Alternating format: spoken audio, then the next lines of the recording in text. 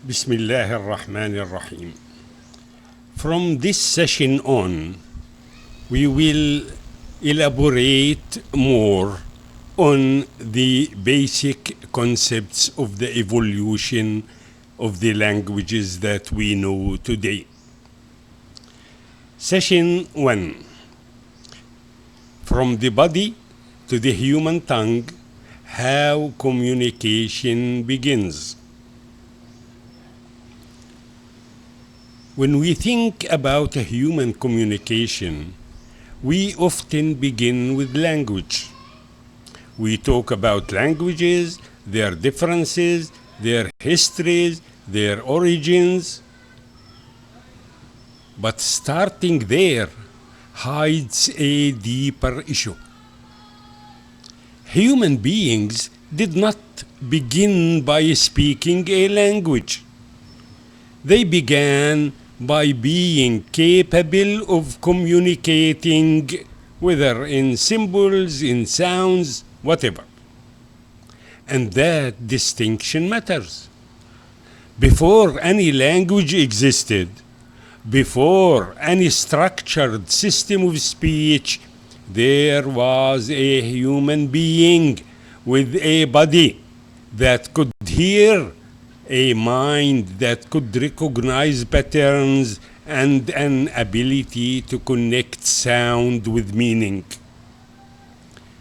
This ability is older than languages, older than grammar, older than ethnic names. Human beings did not speak because they learned rules first. They speak because they were created with the biological and cognitive tools that make speech possible. The ear receives sound. The nervous system carries it. The brain distinguishes it. And then something crucial happens. Sound becomes meaningful. Without that transformation, sounds remains noise. With this transformation, sound becomes communication.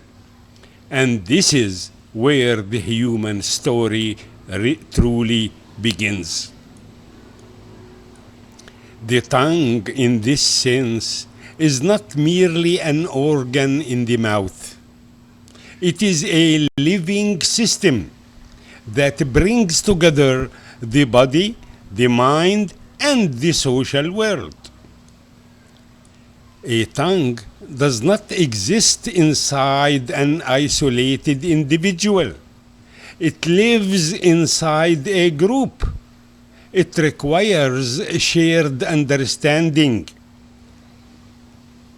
What I mean by a sound must also be understood by others. At this point, we are not yet dealing with language, but we have moved beyond raw sound. What exists here is a shared human capacity, the ability to express meaning, to recognize it, and to exchange it within a community. This is what we will call throughout this work the human tongue. It is important to be clear. We are not talking about a first language. That phrase suggests a complete system with fixed vocabulary and rules. Human reality is older than that. What came first was a flexible, living capacity to associate sound with meaning and to develop patterns of expression over time. This understanding changes how we read human history. Instead of asking what was the first language, we should ask a more accurate question. How did the human capacity for communication turn into shared tongues long before languages were written or named? This question allows science and sacred texts to meet without conflict. Modern linguistics tell us that we cannot reach absolute beginnings, but we can reconstruct shared system that existed long before writing. These systems were tongues, not languages in the modern sense. The body then is the true starting point. Not dictionaries, not grammar books, but the human capacity to hear, to understand, and to make meaning shared. This prepares us for the next step. If sound becomes meaning through human cognition, how does meaning itself take shape? How does understanding emerge before any formal language exists?